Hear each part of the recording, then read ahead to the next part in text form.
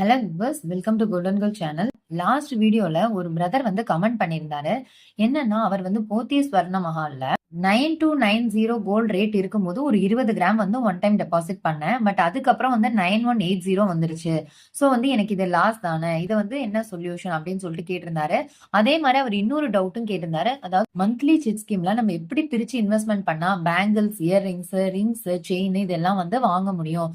So இது வந்து ஒரு டீட்டெயிலான வீடியோ போடுங்க. நான் வந்து ஒரு 10Kக்கு ஜிஆர்டில சிட்டு ஸ்டார்ட் பண்ணிட்டேன். பட் வந்து இப்போதான் எனக்கு வந்து உங்க வீடியோஸ் பார்த்த அப்புறம் பிரிச்சு இன்வெஸ்ட்மெண்ட் பண்ணணும்னு தெரிஞ்சது. ஸோ நான் என்ன பண்ணலாம் அப்படின்னு சொல்லிட்டு கேட்டிருக்காரு. இது வந்து இவருக்கு மட்டும் இல்ல, நிறைய பேருக்கு இந்த மாதிரி டவுட்ஸ் வரும். ஸோ அந்த மாதிரி இருந்ததுன்னா நீங்க ஒண்ணு ஷாப்ல கேளுங்க. இல்ல இந்த மாதிரி யூடியூபர்ஸ்ட்ட கேட்டா கூட கண்டிப்பா வந்து உங்களுக்கு ஒரு கிளியரான ஐடியா கிடைக்கும். அவசரப்பட்டு நம்ம வந்து கோல்ட்ல இன்வெஸ்ட்மெண்ட் பண்ணிட்டு திரும்பி வந்து க்ளோஸ் பண்றது இதெல்லாம் வந்து நமக்குமே வந்து ஒரு ஸ்ட்ரெஸ்ஸா தான் இருக்கும். நம்ம சேனல்ல நிறைய பேர் சப்ஸ்கிரைப் பண்ணிருக்கீங்க. எல்லாருக்குமே ரொம்ப ரொம்ப தேங்க்ஸ். பண்ணாதவங்க மறக்காம நம்ம சேனலை வந்து சப்ஸ்கிரைப் பண்ணி வச்சுக்கோங்க. இந்த பிரதருக்கான சொல்யூஷனை பார்க்கறதுக்கு முன்னாடி நான் ஒரு சில இயரிங்ஸ் வந்து இதுல காமிச்சிருக்கேன்.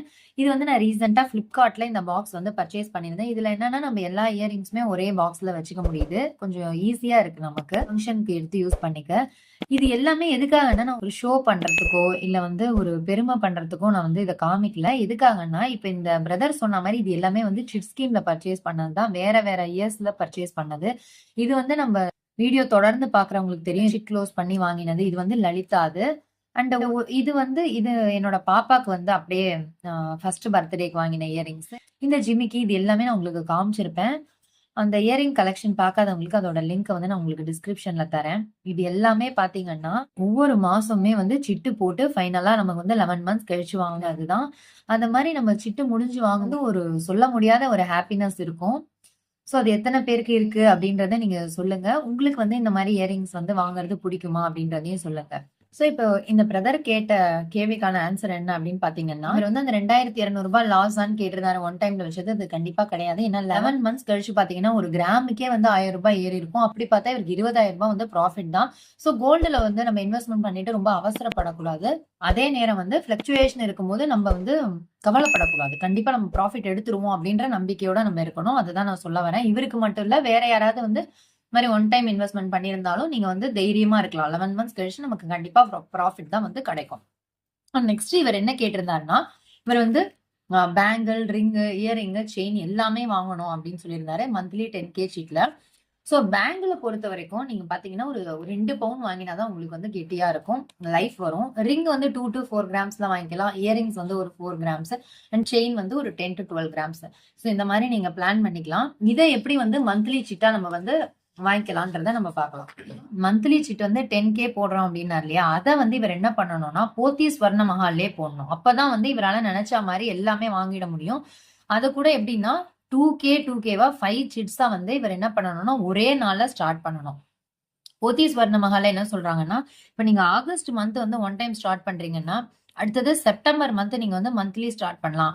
அப்ப இந்த ஒரு மாசம் கேப் இருந்தா பரவாயில்ல. அப்படிங்கும் போது இது ரெண்டையும் இவங்க வந்து மெர்ஜ் பண்ணி எடுத்துக்கலாம்னு சொல்லியிருக்காங்க. சோ இவர் என்ன பண்ணலாம், ஒண்ணு இந்த மாசமே இந்த ஆகஸ்ட்ல இன்னும் ஒரு 7 டேஸ் இருக்கு, இதுலயே வந்து ஸ்டார்ட் பண்ணலாம். இல்லைன்னா வந்து நெக்ஸ்ட் செப்டம்பர்ல ஸ்டார்ட் பண்ணிக்கலாம். அப்படி பண்ணும்போது இவரால என்ன பண்ண முடியும்னா, கோல்ட் ரேட் ஒரு நாள் கம்மியா இருக்கும் போது ஒரு 2 சீட்டு கட்டிக்கலாம். மந்த்னுடைய மிட்ல கட்டிக்கலாம், லாஸ்ட் இந்த மாதிரி வந்து எப்பெல்லாம் கோல்ட் ரேட் கம்மியா இருக்கோ அப்போ ஒரு சீட்டு வந்து நம்ம பெண்டிங் வச்சு கூட கட்டிக்க முடியும். சோ இந்த மெத்தட்ல வந்து இவருக்கு எக்ஸ்ட்ராவா வந்து கிராம்ஸ் சேர்றதுக்கும் வாய்ப்புகள் இருக்கு. போத்தீஸ்ல வந்து நமக்கு வந்து கிஃப்ட்ஸுமே வந்து பிராண்டடான கிஃப்ட்ஸா தராங்க.